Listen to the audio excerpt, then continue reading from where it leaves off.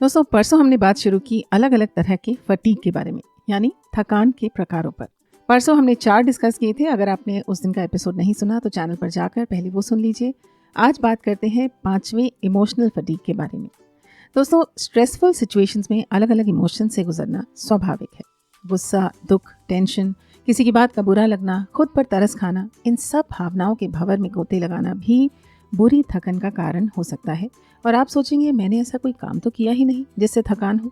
आपको ऐसा लग सकता है जैसे आपका अपने जीवन पर कोई कंट्रोल नहीं है, आपका किसी चीज़ में मन नहीं लगता और कुछ भी करने की प्रेरणा मीलों दूर छुपी बैठी होती है। ऐसे में इस बात पर सोच विचार करें कि आपको क्या चीज़ें अच्छी लगती हैं, उनके लिए समय निकालिए, चाहे मन करे या ना करे। माइंडफुलनेस की प्रैक्टिस करिए, अर्थात कोशिश करें जो काम जिस समय कर रहे हैं उसमें आपका ध्यान पूरी तरह लगा हो। अपने जीवन के तनावों को आइडेंटिफाई करके एक पेपर पर लिखिए और बारी बारी से उन्हें कम करने की कोशिश करें। सबके बारे में एक साथ मत सोचें, क्योंकि आप सबको एक साथ नहीं निपटा पाएंगे। और ये वाली एक्सरसाइज करने से, यानी पेपर पर अपने सभी टेंशन्स को लिख लेने से, कभी कभी आपको एकदम से समझ आ जाता है कि अरे, ये तो बेकार की टेंशन है। इसी के साथ प्रैक्टिस ग्रैटिट्यूड। जो आपके पास है उसके लिए शुक्रगुजार हो और जो नहीं है उसके लिए दुखी मत हो, क्योंकि लालसाओं का कोई अंत नहीं है। हर चीज़ का अपना समय होता है, इस बात पर विश्वास रखिए। अगला फटीग है एम्बिशन फटीग।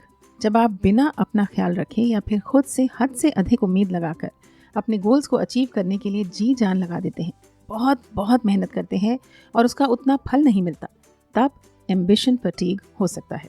तो इससे उबरने के लिए set realistic goals and expectations from yourself.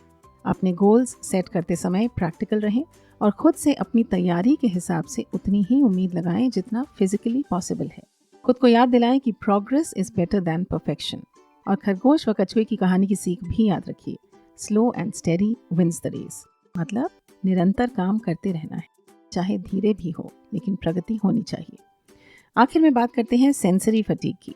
This happens when your brain feels over stimulated और is overwhelmed with sensory inputs. तेज़ आवाज़ें या बहुत देर तक कुछ या किसी को सुनते रहना, तेज़ रोशनी या बहुत देर तक सोशल मीडिया पर स्क्रॉल करते रहना, इन सब से आपका दिमाग बौखला सकता है और आपको सेंसरी फटीग हो सकता है।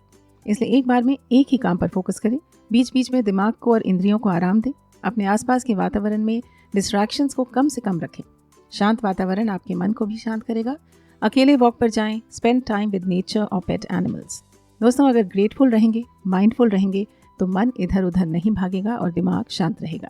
फिर हर काम शांति से और बेहतर होगा, यकीन मानिए। आशा है ये 2 एपिसोड से आपका ज्ञानवर्धन हुआ हो। बात लगी हो पते की तो कर दीजिएगा लाइक और शेयर। प्रेरणा बनाए रखने के लिए बने सुविचार परिवार का हिस्सा और कर लें चैनल को सब्सक्राइब, दबा दे बेल आइकन को भी। जान लेते हैं आज के शब्द। इमोशनल फटीग, भावनात्मक थकान। स्ट्रेसफुल सिचुएशंस, तनावपूर्ण परिस्थितियाँ। गुजरना स्वाभाविक है, to go through is natural. खुद पर तरस खाना, टू पिटी वन सेल्फ।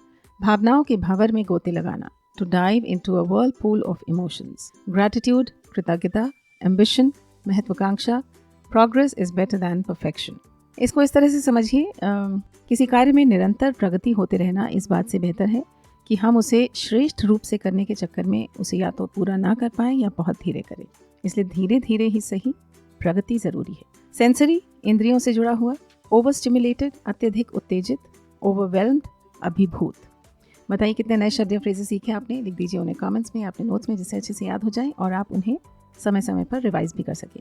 मिलते हैं परसों, तब तक स्वस्थ रहें, मस्त रहें, सुविचार को सुनते रहें and have a great day.